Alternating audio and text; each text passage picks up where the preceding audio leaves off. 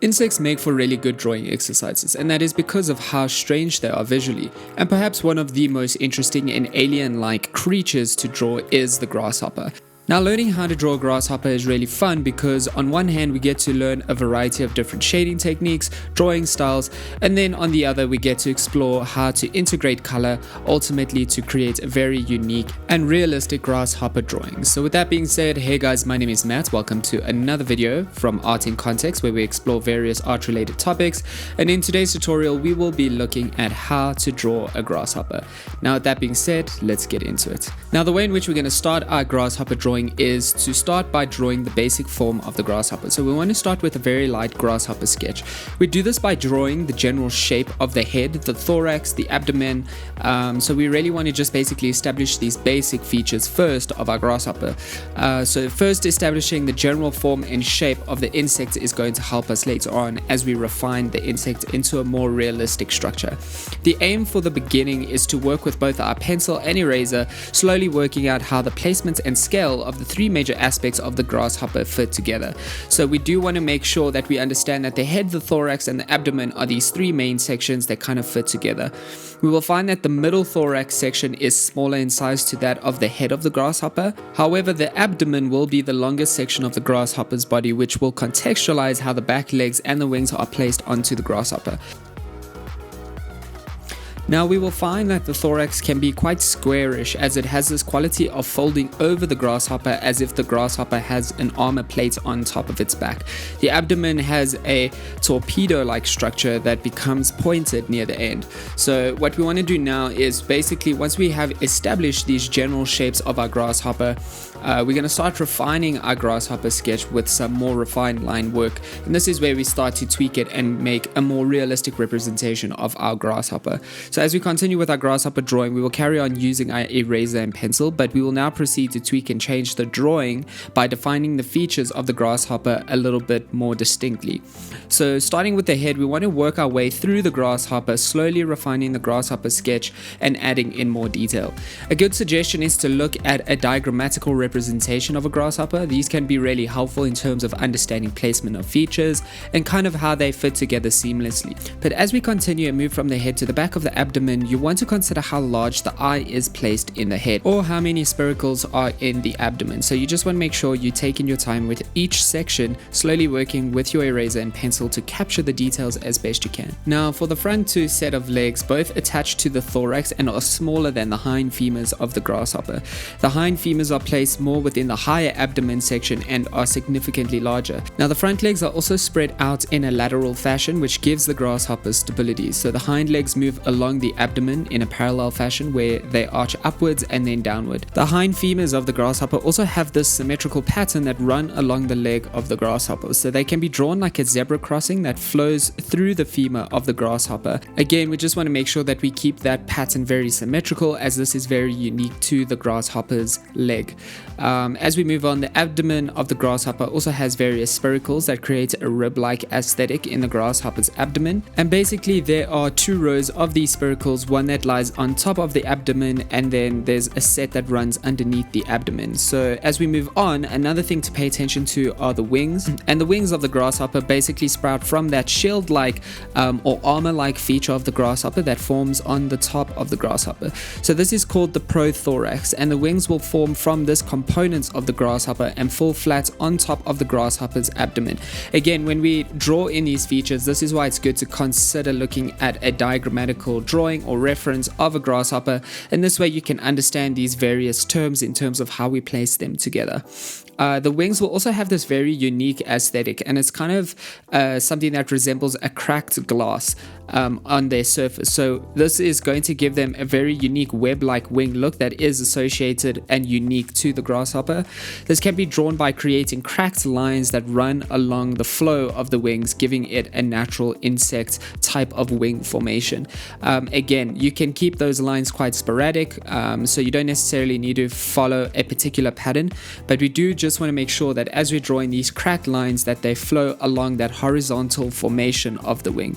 You just want to make sure that you go through each area of the grasshopper from head to abdomen, slowly adding in details. And again, this is why considering using something like a reference image or a diagrammatical representation of a grasshopper is just going to assist you a little better in terms of drawing your grasshopper as realistic as possible. Now, the intention is to take your time, slowly working on the grasshopper with your pencil, making sure all the details are correctly placed in the drawing.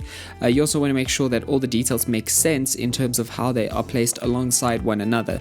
So making sure the spiracles are formed correctly on the abdomen, making sure that the wings sit on the back of the abdomen, making sure that we have that prothorax plate on top of the grasshopper near the head, and then making sure we have drawn in the various legs, especially with the hind legs, the femurs of the hind legs, making sure they go up diagonally and come down in that triangular fashion.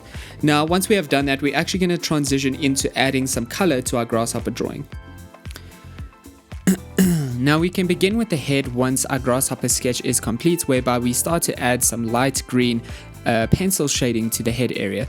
A good suggestion would be to stick with greens, yellows and browns for now, especially for the upper section of the grasshopper. So we can also add little pattern marks around the face and jaws, giving the grasshopper a more unique and naturalistic feature. Again, looking at diagrammatical references of grasshoppers can allow you to also understand color placement, but you also always want to consider building up your tonal values from light to dark. Now, in this particular tutorial, we are looking at how to integrate color through the use of some colored pencils, and we will find that with colored pencils you have this really great opportunity to blend colors, which can be a really great way in terms of creating a more realistic color variation within our grasshopper drawing. So this means we can mix and blend colors to create gradients within our grasshopper drawing, and we want to bear this in mind as we aim to emphasize different features within the grasshopper.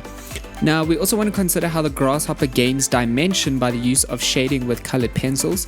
So naturally, we are dealing with a three-dimensional structure, which means we always want to be conscious of shadow formations and how to utilize them, especially with pencils, as strategically as possible to create these three-dimensional qualities within our grasshopper. So you want to add in moments of lighter color variations with maybe something like yellows, and then start to think about how to create these transitions to darker and more shadowed areas where we can start to drift towards greens and browns eventually. We don't always necessarily need to just use blacks for darker shadowed areas, but we can start to strategically utilize these darker colors to integrate shadows into our grasshopper drawing. When you do work with black and brown pencils to add shadows around different features of the grasshopper, you do always just want to think about those darkest colors being represented in the darkest areas. And this can be the case for the joints, the prothorax and other areas where it seems as if pieces of the grasshopper have been joined together, and there's going to be these connection points and these overlapping qualities that will inevitably cause shadows. You want to emphasize the different features of the grasshopper as well with the use of color. So we can do this again by blending colors. For instance, we can consider something like the abdomen. We can give the abdomen dimension by creating a dark to light gradient with each spiracle of the abdomen, and this is where we can kind of utilize that concept of working with yellows to greens to browns. Now, something with the legs of the grasshopper, we can begin to be a little bit more playful with our color palette. Again, the legs of a grasshopper are very unique in their color variation, especially for that symmetrical pattern that runs through the femur of the hind legs. So you can play around with purples and pinks in terms of representing those unique color variations within the leg of the grasshopper. However, try to keep a natural and organic look, and make sure that your color placement is as consistent as possible. So this means that you want to keep the color palette symmetrically placed within the symmetrical pattern within the femur, and that's especially important for those unique features. But however, the hind legs are divided into two main sections, the femur and the tibia. So the tibia is the long section that goes downward and kind of plants the grasshopper onto the ground, and this component of the grasshopper can also be colored in usually an orange or pink color variation, but again, we can play around with blending our colors, and then we can start to integrate these two color variations together to create a very unique color variation within that section of the leg. But otherwise, the intention here is to simply take our time, slowly working in these base layers of colors, which will then be enhanced later on with some pen shading. Now, we're going to utilize ballpoint pen shading to enhance these details, and that is because ballpoint pen works really well on top of drawing mediums such as colored pencil and graphite pencil, and it allows us us a lot of agency over our mark making process because the ink comes out quite sparingly. So again, we're going to start with the head, and this is where we slowly start to work our way from the head all the way to the abdomen, to the back end of our grasshopper. So as we work on features from the head all the way to the back of the grasshopper drawing, we can start to actually color the eye in completely with our black pen to give contrast. We can also use our pen to outline significant features of the grasshopper. So we can also add in line work as well as stippling marks to give texture to the drawing. We want to use our pen to add shading to the grasshopper, but again, we're not trying to overpower the colored features of our grasshopper, but simply to kind of enhance them and define the structure of the grasshopper a little bit more significantly. The idea is that as we shift our way from the head, we're going to start moving into shading the legs and the upper abdomen with pen. Now, as we add in line work and kind of work in some shading to the legs, we want to consider the different joints and how the grasshopper connects together with its different features. The idea is that we want to shade each area of the grasshopper to give it a little bit more contrast and definition. We can also do this by going over different sections in pen or shading with our pen, and we can also do this by adding in line work or stippling marks. The intention is to use the pen marks again in whatever way to emphasize the features a little bit more, so you can also play around with how you strategically utilize the possibilities of your pen mark making process. As we add pen marks around the upper abdomen area, we can also outline the different spiracles and compartmentalize these areas within the body. So as we go through the body, we can also go over the crack-like lines or the really fine lines with our pen to make these lines a little bit more distinct. Now, when it comes to shading the wings, the legs, and the lower abdomen section with the pen, we want to, again, just make sure we are taking our time and slowly working with our pens. With pen, you can make mistakes a little easier, and those mistakes can't necessarily be taken back, so make sure you just take your time working with your ballpoint pen. This is especially true for the wings area, as we want to be patient and delicate with how we go over the pencil lines with our pens, especially in those cracked areas or those crack formations that move through the wing structure. With the abdomen, we want to add a gradient of dark to light with each spiracle. This means that we will create a shadowed area and a highlighted area, giving each spiracle a little bit more three-dimensionality. And again, you can kind of work over those shading marks a little bit with your ballpoint pen, kind of in a smooth shading process as you would with a pencil. But as you kind of work through the entire structure of this grasshopper, you can add some pen detail to the legs as well, and can add a set of little spikes along the tibias of the legs. And this is just a little fun way to give the legs a more realistic quality, and the legs generally do have these sets of spikes that run down the tibia, or these little hairs. With the patterns on the femur, we want to use our pen shading very strategically. So we mostly want to outline the colored pattern that runs along the femur, and by doing so, we emphasize the pattern and the color in the legs. Again, we don't want to overpower the colored features, especially the unique colored features such as these purples and pinks, but we just want to kind of work our pen marks around them to emphasize them a little further.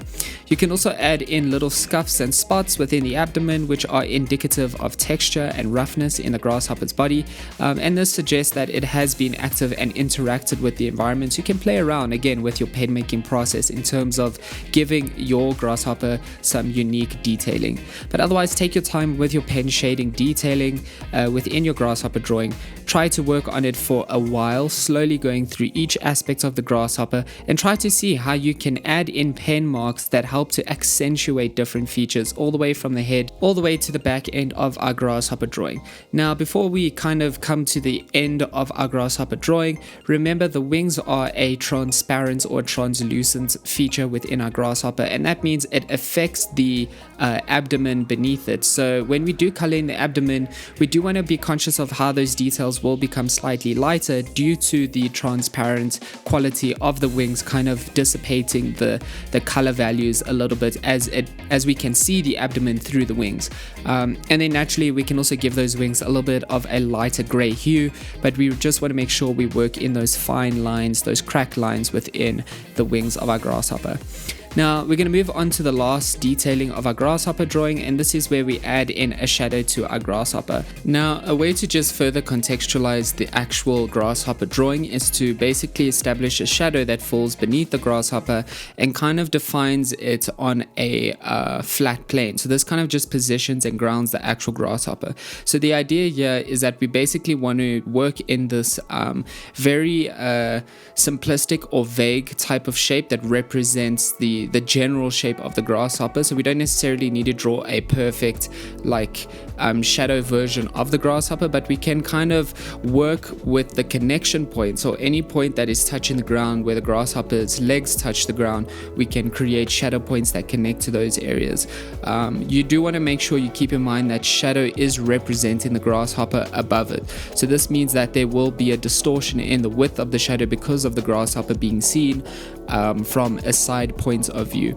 Once you have captured the grasshopper shadow in pencil, you can then kind of proceed to shade it in with your pen. Again, you can build up those layers. You don't necessarily want to make it too dark, but otherwise guys, that is the general process of how to draw a grasshopper. Take time with your shadow. You can then go over your grasshopper drawing, making sure you work in maybe some pen marks and some detailing that you may have missed out, but otherwise that's the general idea on how to draw a realistic grasshopper. Some key things to take away: you always want to develop these realistic drawings of insects through a series of layers. So the idea is to build it up from its fundamental shapes into these more refined details that you can kind of obviously establish first with pencil, and then you can move on to integrating some color. From there you can again build up your tonal values, where you start to be conscious of shadow and light and how this gives the grasshopper drawing a three-dimensional quality, and then ultimately working in some finer details. And this is where you can consider using something darker like a ballpoint pen, or even darker pencils, or even a marker. But otherwise guys, thanks again for tuning in. That is the general process of how to draw a grasshopper. I hope this video was helpful and informative. I hope there are some key things you can also take away and apply to your own work. Again, this process is something that could be applied to various drawings of various insects and birds and animals. Building up a drawing in layers is ultimately just the best way to go, especially when you're trying to represent something realistically. And if you are interested in related topics or similar type of topics, please let us know in the comment section below. But otherwise, please do like the video and subscribe. That helps us to grow the channel, which ultimately enables us to make more art related content for you guys, which we love to do. But otherwise, thanks again for tuning in. That is it from me today. Until next time, cheers.